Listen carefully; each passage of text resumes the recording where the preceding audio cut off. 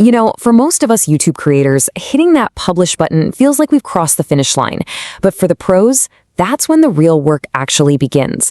So today, we're going to break down the strategic playbook that top creators use after they upload to seriously boost their views. So let me ask you a question. After all the scripting, the shooting, the editing, do you finally upload your video, cross your fingers, and just kind of hope for the best? Look, if that sounds like you, you're definitely not alone, but you are leaving a massive opportunity on the table. Because what you do in those first few critical hours and days right after you publish can directly rocket fuel your video's long-term success.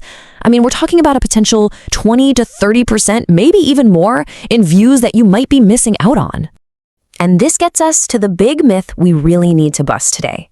It's time to shift our whole mindset away from just hoping for success and toward executing a deliberate, focused post-upload strategy.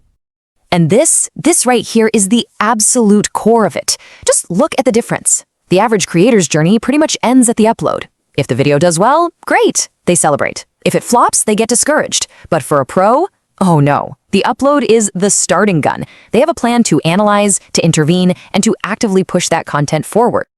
All right, let's dive into the playbook. First up is phase 1, sparking immediate engagement.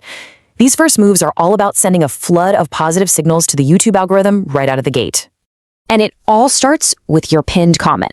Now, most creators use it to promote something else, like comment A here. But take a look at comment B.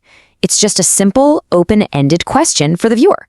I know, it seems like such a tiny detail, right? But the difference in the result is, well, it's staggering. And boom. This chart just says it all, doesn't it? The promo comment, it got 89 replies. Not bad, but the question, over 950 replies. That is literally more than 10 times the engagement. And every single one of those replies is another little signal telling YouTube, hey, people are really into this video. So what's the magic formula here? The perfect pinned comment isn't about you, it's all about your audience. You want to make it open-ended, super easy for them to answer, and personal. That's what encourages not just replies back to you, but actual conversations between your viewers. Now, how you reply is just as important. Here's the trick. Don't just reply to every comment the second it comes in. Instead, just wait. Let those comments pile up for, say, 24 hours. Then, when you go in and reply to all of them, you instantly double your comment count.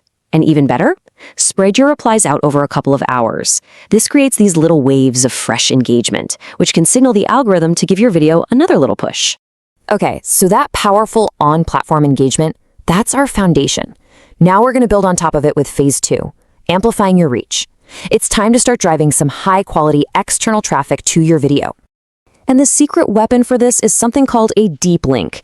See, when you share a normal YouTube link on Instagram or Twitter, it usually opens in this clunky in-app browser where the user isn't logged in. A deep link completely bypasses that problem by forcing the video to open directly in the YouTube app itself. And here's exactly why that's so important. Think about the journey. That standard link, it's basically a dead end. It creates friction, it hits them with a login wall, and poof, that viewer is gone.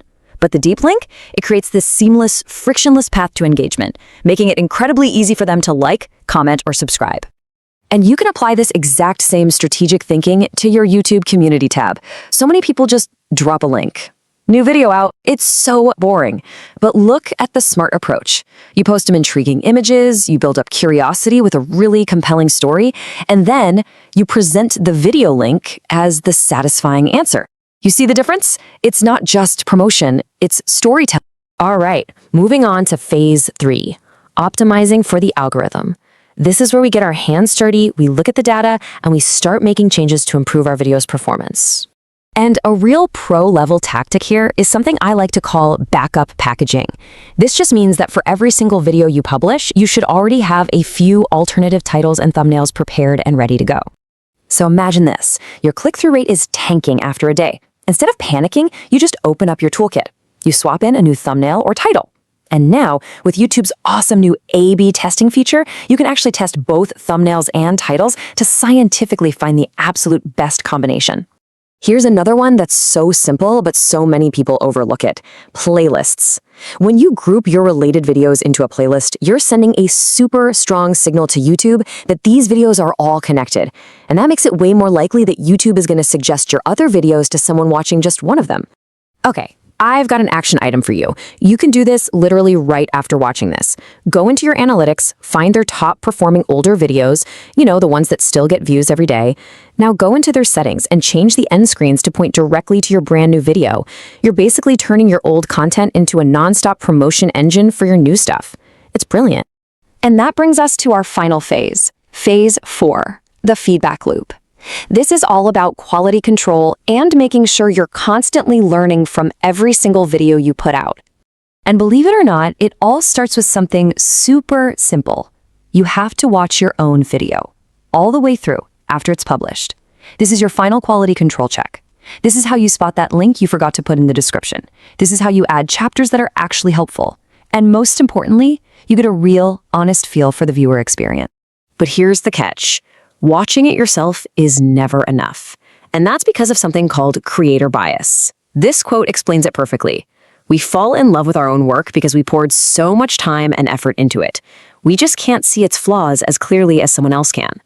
And that is exactly why you have to get outside feedback. It's absolutely non-negotiable if you want to grow. And don't just ask your friend if they liked it. Ask them the tough questions. Was it actually engaging? Where did you get bored? Be honest, would you really click this thumbnail? That's how you get better faster. So if you remember just one thing from all of this, let it be this fundamental shift in perspective. Hitting publish is not the finish line. It's the starting gun. The race has just begun. Which really leaves us with just one final thought.